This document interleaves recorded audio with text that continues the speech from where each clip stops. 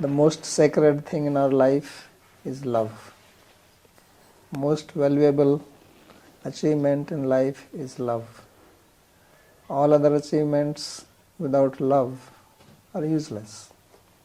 You can have wealth, power, position, followers, but if there is no love in life, in the heart, then it doesn't have any value actually. So this Vrindavan therefore is most sacred because this is here where Sri Krishna came, who is actually God of love. And that's what the word Krishna means. Krishna means who is all attractive, who attracts everybody. And what is the biggest attraction for human beings is love. There is nothing which is more attractive, right? And when you are attracted to somebody out of love, that person is most beautiful to you. It may not be for others, but that person is very special for you. And Krishna, because he is actually special, and he is God of love, therefore he is most beautiful and most wonderful. But love is something which is mostly misunderstood, misconceived. We have wrong ideas about it.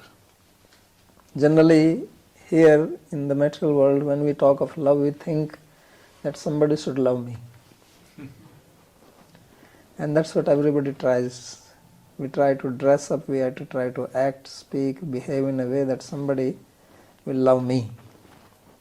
But actually the beauty of love is not in that. Beauty of love lies when you love somebody.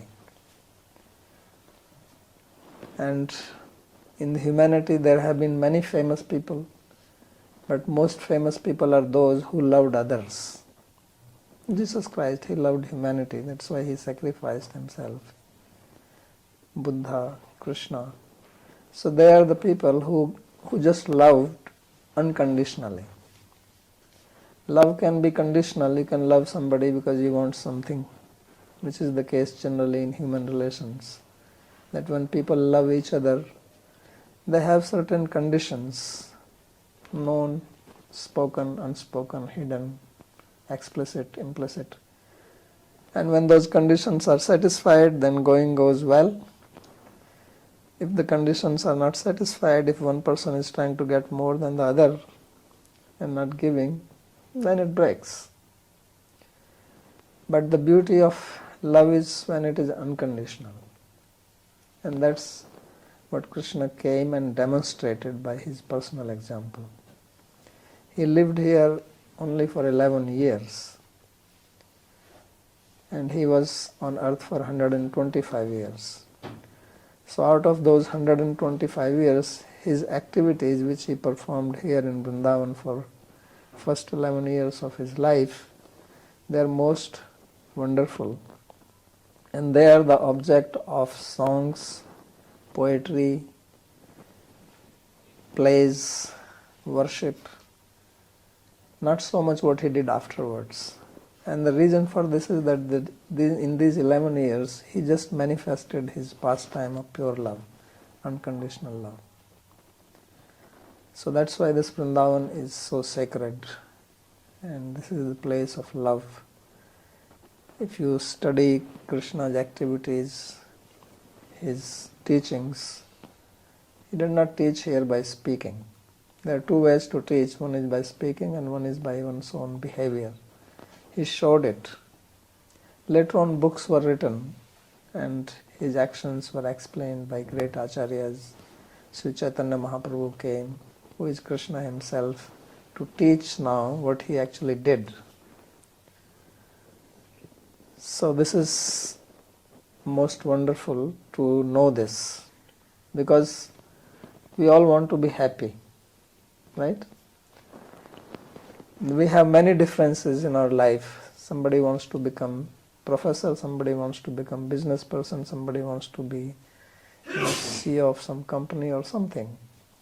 But there is one thing where we have common ground, and that is we all want to be happy. It doesn't matter what your belief system is.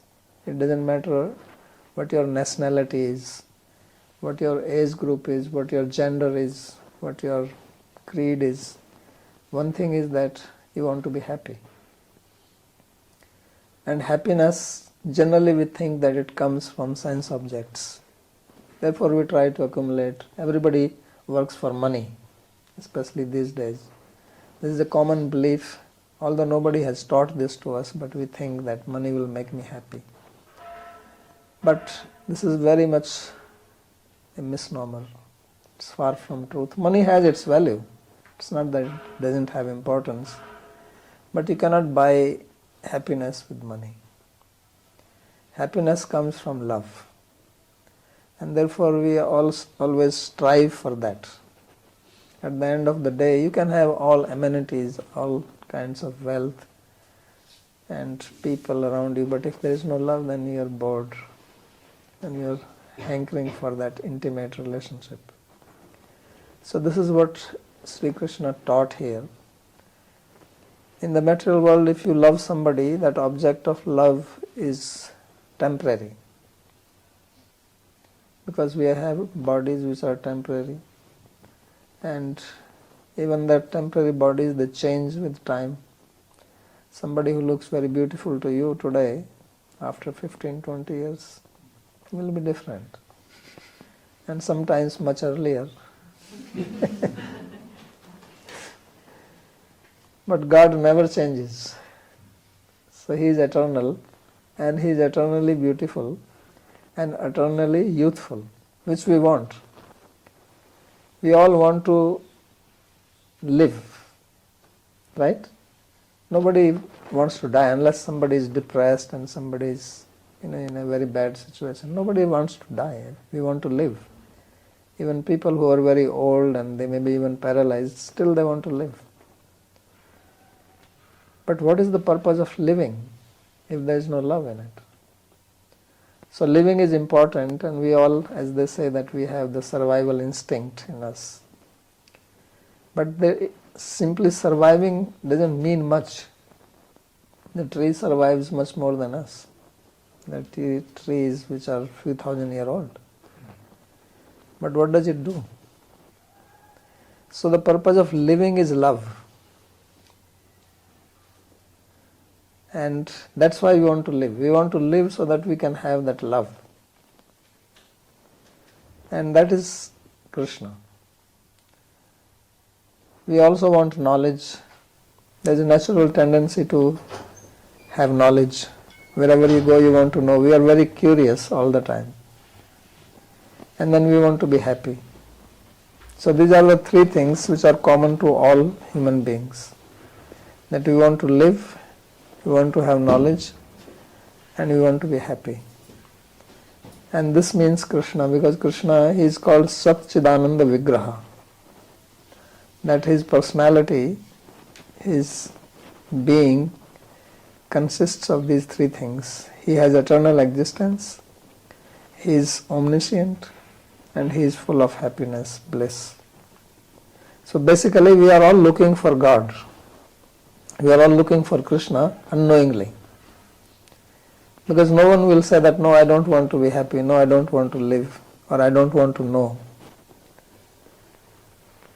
But we do it in an unplanned manner. So our Shastra, our scriptures, they teach it how to do it in a planned manner, so that you can actually live happily and know what is the purpose of life. And then you really feel fulfilled in your life. You have achieved the mission of your life. So that is Vrindavan. This is what Vrindavan is all about. To actually make you fulfilled in your life. Otherwise you can wander here and there and you can have achievements, but you will still feel. Everybody who is not spiritual feels unfulfilled. Why? Because we have not come to that point of knowing that person who is actually eternal existence, full of knowledge and happiness. So that is actually the purpose of life, to have that relationship with God in love. As in Christianity they say God is love, love is God. So essence of every religion is love, although it may not be known or propagated like that. Because love is the basic need of humanity. Also other living beings, even plants know, even animals, why people keep dogs and cats. Because when you cannot have relationship with human beings, then you have a pet. Because pet does not revolt against you, it doesn't talk back. It doesn't criticize you. Right? So you give it little food, it will wag the tail.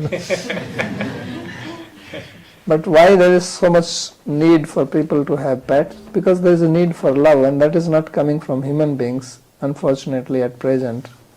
Our whole society has become so impersonal. Especially the technology has made us very impersonal. Because now you can do everything, you can book your ticket sitting at home, you can get the money, you can order food. You don't have to come in contact with human beings. But we are a social being. And they say that human beings are social animals. So we like to socialize. Why? Because that need, unfulfilled need of having a loving relationship is there. So that is the path of Bhakti Yoga. And that is what Sri Krishna propagated, demonstrated by his personal action. So this Vrindavan is the place of Krishna, it is a place of bhakti, it is a place of love. That's what Vrindavan is.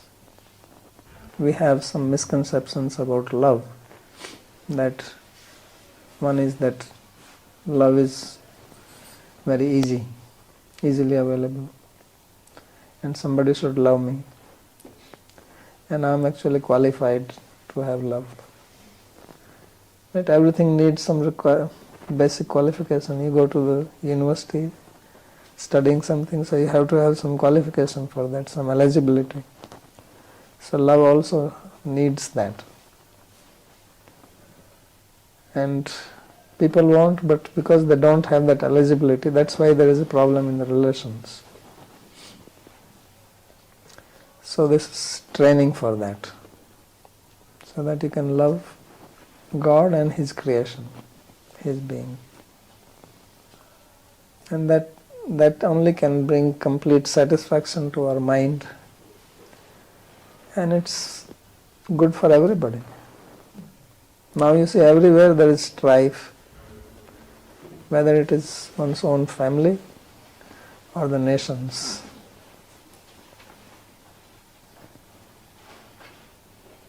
So this is because there is no love.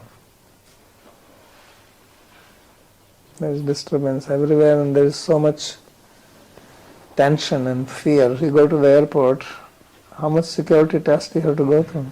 Why is it? This was not like that 40 years ago. You could just walk. There is no checking like that. So why it has happened?